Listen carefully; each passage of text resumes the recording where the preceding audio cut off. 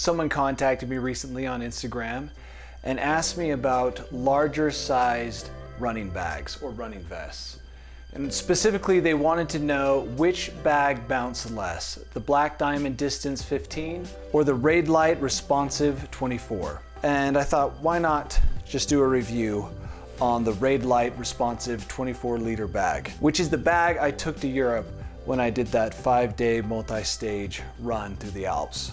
The Raidlight is a surprisingly resilient bag. When you first get the bag, you hold it in your hands and the fabric feels like paper and you think that this is just going to fall apart while you're out on the mountain. The next thing you notice is that it actually does have a ton of space. And one of the things I really like about this bag is the excessive amount of pockets and zippers. I'm the kind of person who just crams stuff into my bag.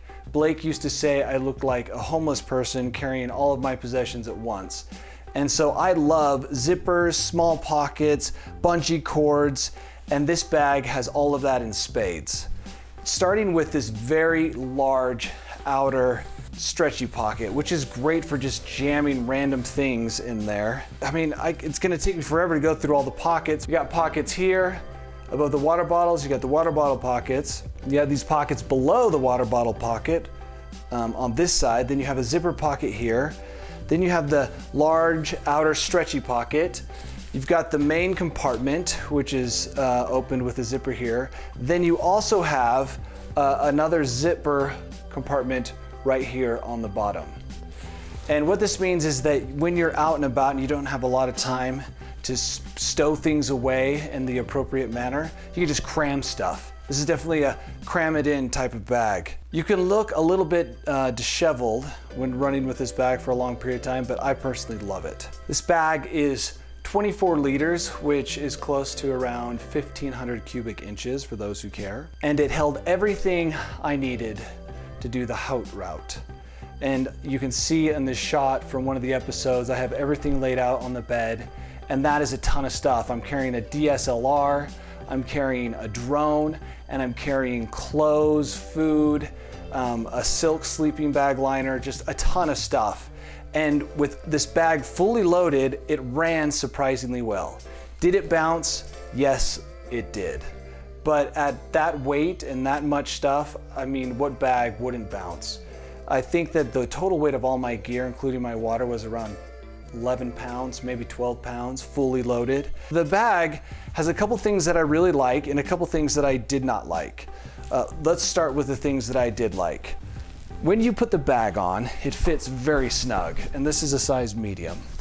It has these chest straps, which are, and I know this seems obvious, but these chest straps are not made of a rigid material.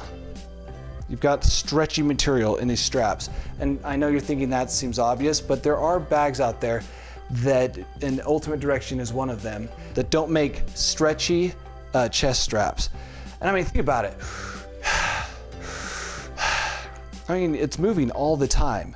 I like that the bag at the size medium didn't have me cinching it in all the way, which sometimes I get with bags. The next thing I really liked was this BOA system here on the side. After you fully loaded the bag and you put it on, you cinch it up by twisting the BOA system, and it just gives you an incredibly snug feeling. And then to undo it and loosen it, you just twist it the other way, which sounds totally like it's breaking, but you pop it once and it gets loose, and you push it in, you ratchet up again. And this system is incredibly effective in bringing the whole bag against your body. I actually thought I would hate this water bottle system that they have, this long straw system, having never used it, but it didn't bother me as much. I thought that it would just be like poking me in the face, but it actually didn't bother me that much. And I used just one bottle and carried a water bottle filter because I put my camera stuff here, my GoPro and whatnot. So I love the water bottle system. Now on to some of the things I did not like. And this is something I saw in another video about this bag, and that is this bungee system. And the reason this bungee system is obnoxious is because it obscures the zipper. So whenever you want to get into the main compartment, you have to undo the bungee system, usually at least down past the first little latches, and then open your bag, reach in, get your gear, zip it all up, and then put the bungees back on. And I actually found that to be somewhat obnoxious. The choice when looking at the Raidlight bag is that you can buy the Responsiv, which is 24 liters and has this bungee system, or for $60 more, you can buy the Revolutiv, I think is how it's pronounced, and it has the roll top. Matt has the Revolutiv, and I noticed on a run with him that it appeared to bounce less. I felt like it was better able at securing the load and keeping a relatively empty bag from bouncing. As far as wear and tear goes, I really beat this up. I was out 10 hours a day, and I mean, you can see some wear on it, but I mean, not any more than any other bag in this weight range, in this class. I mean, this bag weighs nothing, and it holds a lot, more than you would think. One of the other things I really liked about this bag, and at first I thought I would hate this, and some other people mentioned that it could become obnoxious, is the pull system here. The system they have on the bag for holding your trekking poles. I've got these, which are a little bit larger than my usual poles, but I mean, the system is incredibly simple. And there's probably even a more effective way of doing it. But you just put it in here, and then lash this down over here, and boom, you're ready to go. I thought at first this would be obnoxious, but I came to really like this system. I don't think it's as good as the Ultimate Direction system that has the poles going up and down right here against your straps, but it's better than the Black Diamond Distance 15 system, which is 2 sheaths on the back, which I can never get the pole into. So this is actually a pretty good system. It worked out well, and it was super easy. Again, the only annoying thing about this is to get into your bag. To take off your backpack requires you to remove your poles, put them down on the ground, take your bag off, get what you need, put your bag back on, put your poles back on. So it is an extra step.